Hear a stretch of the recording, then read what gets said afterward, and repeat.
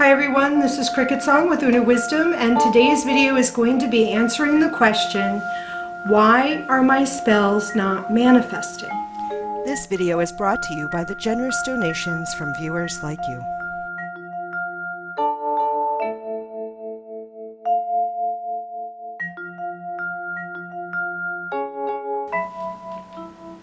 So I've had numerous requests to make this video. I've had viewers and subscribers email asking me to do a video explaining why their spells are not manifesting.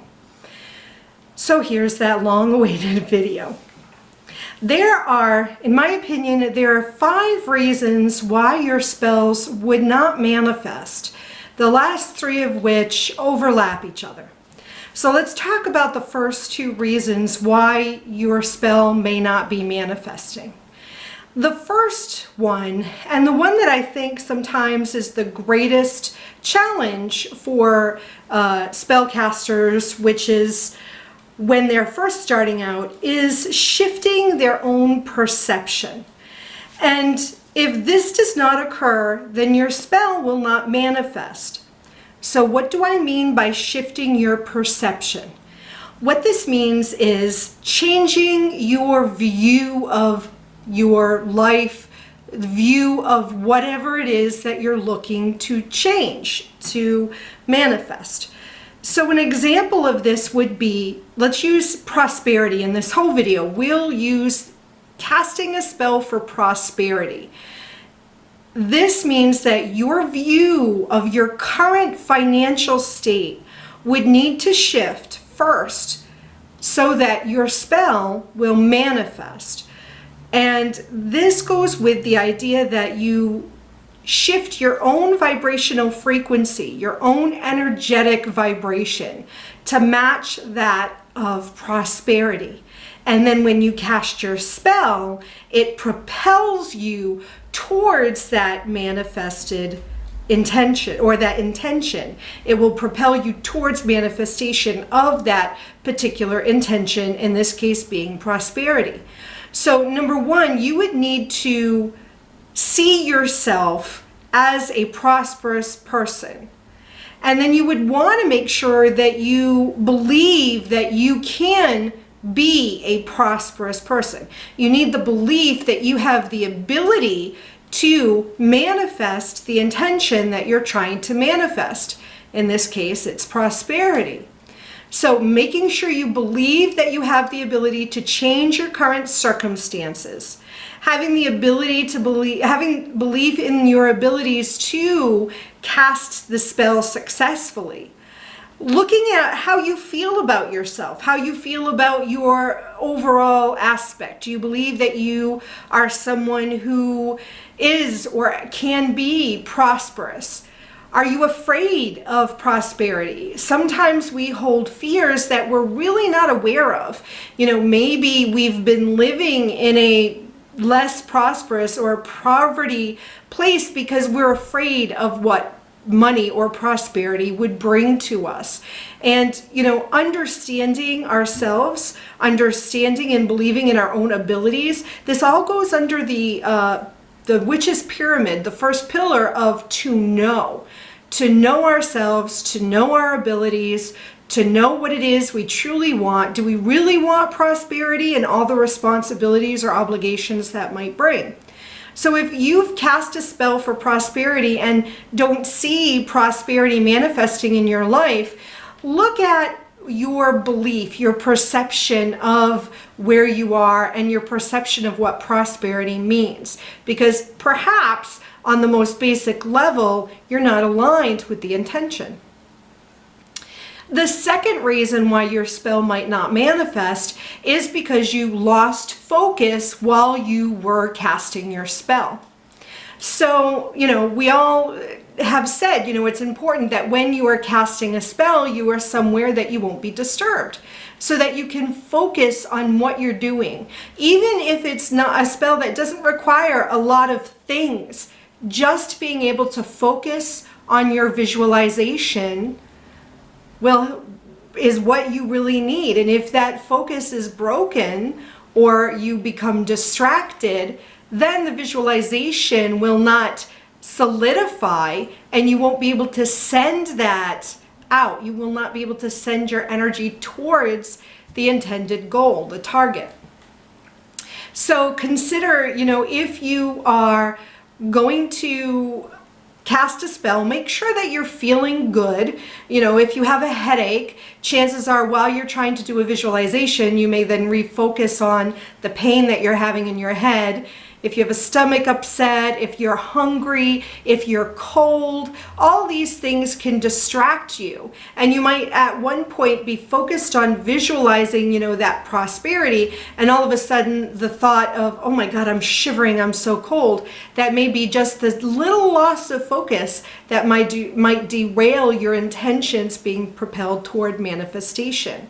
The doorbell rings, the phone rings or vibrates, the kids start crying, the dog knocks over a candle. All these things could distract you and you could lose focus. So that's another common challenge that I encounter with students when we're talking about spell casting, is that their focus was lost in the middle of the spell and it sort of derailed the rest of it, and the visualization was never understood or realized to its full potential, and then it wasn't propelled towards manifestation. So were you interrupted? Oh, another thing is what being interrupted or losing your focus is, if you're someone who likes to follow steps in a spell, you like to have your spell set down or particular steps, don't get so caught up in that, because if you start, for my spell, the first thing I want to do is put patchouli in the cauldron, add chamomile, add rosemary to the cauldron. I mean, if I skip the step or put it in a different order, I don't want to get hung up in, oh my God, I put patchouli first and not second, because that will pull my attention away from my focus. It'll pull my focus away from my intention, and then I may not be able to visualize and really carry the spell through to the end. Now, being caught up or derailed by missing steps is definitely different than doing a spell in a spontaneous way. You can still have complete focus and be spontaneous in your spell casting. It's not a contradiction. You can be someone who sort of spontaneously creates spells but still hold that focus. But if you're someone who likes structure or likes having step-by-step instructions, don't get so caught up if you miss a step. Be able to be fluid and spontaneous enough to hold your focus and still go forward, okay? Don't be your own worst challenge when you're trying to carry a spell or put forth a spell or cast a spell. So some things you want to consider. At the end of your spell casting, did it feel good to you? Did you feel like it was successful? Chances is it was. Sometimes when we're casting spells, some sort of natural phenomenon will occur, sort of as a sign that the energy shifted and you did set forth your intention. If you're like when the coven, when we cast a spell, we were throwing things into the cauldron, and all of a sudden there was just this, we added water, and when we added water to the cauldron spell, which was sort of at the end of it, all of a sudden this huge flame leapt up when water should have put out the flame. For us, that was a signal that whatever we had just done was successful. So looking for sort of signs that what we did really shifts the energy, and that's a signal that your spell was carried forth successfully. Okay, so the last three sort of twine with each other. The witch, you may be impatient to see manifestation. You may be unaware of the manifestation, or the momentum of what is going on now is too great for you to shift the energy to the intended goal. So these three kind of are entwined. So the first one is being impatient. Once you've cast your spell, understand that some things may take longer to manifest than others. And this can especially be true if you are changing something within your reality that may affect others in your environment. So for me, being a mom and a wife, if I'm casting a spell that's definitely going to change my reality, but will affect others within the household, that spell may take longer to manifest than a spell that is just truly for me. So like for the idea of prosperity, if I was casting a spell for prosperity, it may take longer to manifest because my husband is a part of the income into the family. And if he is sort of having issues with money or feeling that he doesn't deserve money or deserve to be successful, then my spell work for me may be affected by his energetic influence because I live in a home with him and our finances are intertwined. So that spell may take longer to manifest. Whereas if I did a spell specifically for my business to be prosperous, and it's just the income coming to me and doesn't directly affect the household income, then that spell may be quicker to manifest because it's just affecting me. So allowing some time to pass. What I generally use for myself as a rule of thumb, if I cast a spell on a full moon of this month, I'm going to wait until the next full moon to see if that spell manifested for me or not. And if it didn't, I might recast the spell. The next one is being unaware of a manifestation of a spell. So maybe you've cast a spell, you don't think it manifested, but it actually did. It manifested in a way you were not expecting, or it manifested in a way you did not intend it to manifest, but it did manifest. So understand that sometimes, like with the spell for prosperity, I cast a spell for prosperity fully expecting to receive maybe more clients for my business, but in fact, someone gave me a check, someone owed me money, and I totally forgot about it, and now they were paying me. That was prosperity, even though it didn't manifest in the way I expected it to. So looking for, the possibilities around me, and then looking at the different things that happened to me within the month would show me whether my spell manifested or not. So sometimes, the magic takes the route of least resistance, and sometimes the least resistance is a way that we never expected it to manifest, which ties into the idea that, people say, be aware of the consequences, be careful what you wish for, because your intention may not necessarily manifest in a way you expect. Which then ties to the idea that your momentum, your current life momentum may be too great for the spell to manifest, the idea of resistance. So again, with the idea of prosperity, if my life is going along a specific energetic vibration and I've built up a lot of power behind that energy, it's going to take just as much energy, if not more, to shift that, especially if I'm going in a complete opposite direction.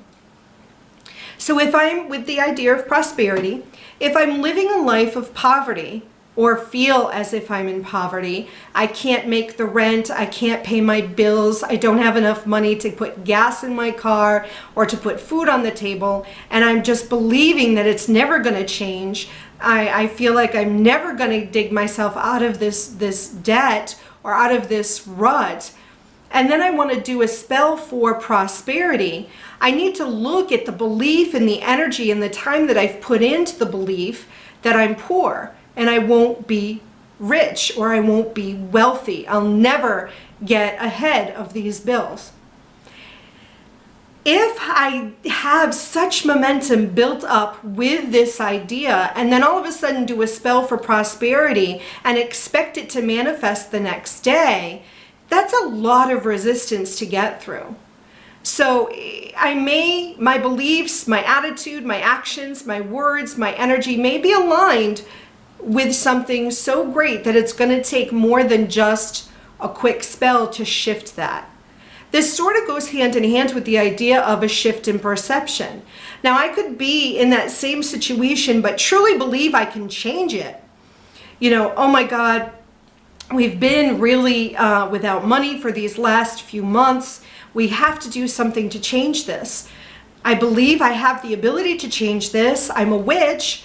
I can cast a spell. I have the power to change this. So I believe that I can change it, but I've still built up this momentum that I'm living in poverty, or I can't get ahead of the bills. It may not be a shift in perception that didn't occur, but it may be that the momentum is just too great. So that the momentum being too great is something that may take a long-term spell to help with. So if I was really feeling that way and I wanted to do a spell for prosperity and I believed I could do it, maybe I want to do a 7-day spell. Maybe I want to do, you know, a spell that takes 7 days to complete, so that it has enough time and energy to build up the power in order to release the spell towards the intended goal, towards manifestation of prosperity. So I find that sometimes if we really get stuck in situations and are having a hard time shifting our energy, that sort of long-term spell might be something that you want to consider.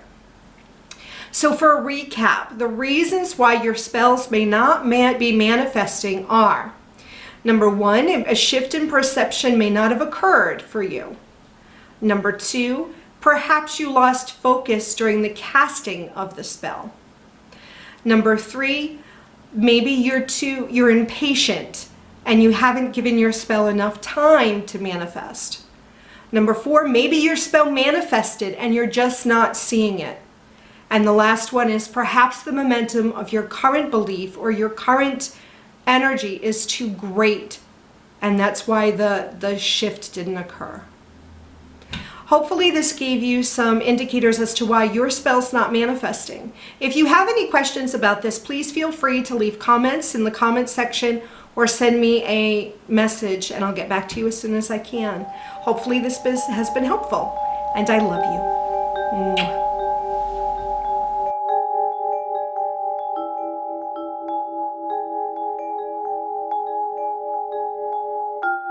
If you enjoyed this video, be sure to share it with others on Facebook, Twitter, and Pinterest. Don't forget to subscribe to my channel. This way you won't miss any of my newly uploaded videos. And be sure you've connected with me on Facebook, either through my CricketSong fan page, Lunar Wisdom business page, or by joining the Sacred Circle.